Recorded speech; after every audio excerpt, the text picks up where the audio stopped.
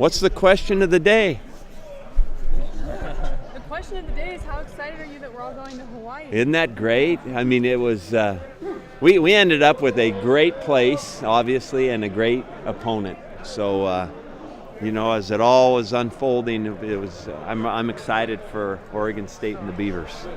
How big is this for recruiting, Mike? Because you guys recruit over there a lot. Yeah, I love it. I was thinking about that when the options were coming up, and there was one other place I thought was going to be good for recruiting, and of course this place. And so I would have been excited about either one of them, but this place has got a great history for us too. We've had coaches coach over there, with lots of kids from there, lots of kids now that we have here and that we are recruiting over there. So it's a lot of residuals here that are good. Mike, a lot of ups and downs for this team over the past couple weeks. Of the close loss, and then they got to recover, the uncertainty of getting into a bowl finals, and then they find out they're going to Hawaii. Yeah. I think I thought the spirit and attitude for practice today was outstanding. Really, really fun. These guys like football. I know they wanted to keep playing, wanted one more shot. And it's been an interesting year. Some good. I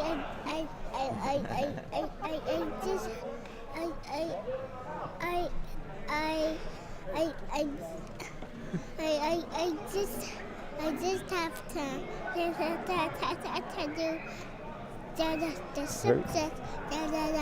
Very good, Eli. That's good. He just had to give an answer there. That was good. Very good. Good news, Mike, too, with Brandin Cooks. And we'll talk about it. Wow, what a great honor. Obviously, really, I think deserving.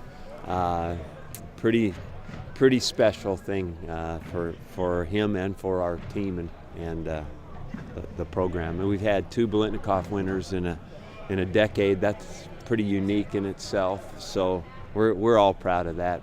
Excited for him. So did you get to see it, or were you in an in-home visit when it happened? No, I was actually back here. I was going to go to the event, and then when I found out this game, it was so early that I thought I got to get back here and look at some film before we start practicing. So I didn't go. But we were actually watching film of Boise State. Somebody came in and said he won. I heard that they went crazy in the Valley Center. Yeah, they did. We heard the commotion out there, and then somebody came into the meeting room and told us he'd won. Then we put it on and watched the interview. Any hip hoorays for him in spirit? In spirit, for sure. But you said you watched some tape of Boise State. What did you see? Boise's a very good program all the way around, every phase of the game. Always have been for a long time. Grant Hedrick is someone who I know you know. Did he? Right from up the road. We were really interested in him and looked at him long and hard. And, that year we only took one guy, and I don't even remember who that would have been at the same time, but he's a good player. And, of course, Southwick, the other guy, is a good player. It's just a good program. They function well all the time, and so it's going to be a tough game. Mike, what's the health of your team? It looks like you've got Connor back, but DJ might be... DJ's out. DJ had surgery, and so we elected to do that now, so it gave him more time because it's basically neck surgery. So we wanted to give him a lot of time to get ready for next year. What happened to him?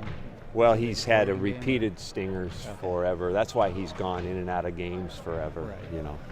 So we hope we repair that so he doesn't have any more problems. So is it like nerve stuff? Yeah. Okay. Something happened in the Civil War? No, it's happened numerous times. Every time you've ever seen him go out, that's been the deal. And then what about Kevin Cummings? He's got a chance, and he's going to find out Monday more, but he's doing great. He's healed. Now you're talking about a wrist that hasn't moved for a long time, so whether or not he can actually get ready to play. I told him today to just tell me, if he feels comfortable playing as we go along here, but I hope that he can play. It'd be fun to have him back. So Mike, is there any, bad stuff about going to Hawaii, and that a lot of players' families probably cannot afford to make the trip? That's a hard part. It's going to be interesting that way for sure. I think that the residual bonus again for this game is these kids will all be home on Christmas Day. So that's pretty neat, you know, because we don't have to then make plans for what are we going to do. We're going to send them home for Christmas, come back for a game. You know, the game being on the 24th, it's all real clean. We came back here right after finals start practicing, and then we'll go to the game. So I like that.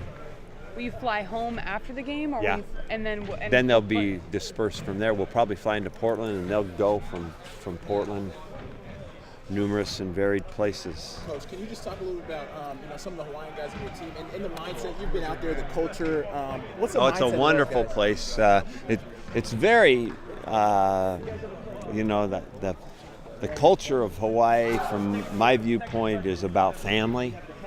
Very, very strong. I think the players that we've had now and through the years that come from Hawaii bring that sense of family. Really helps us form the identity that we want here at Oregon State.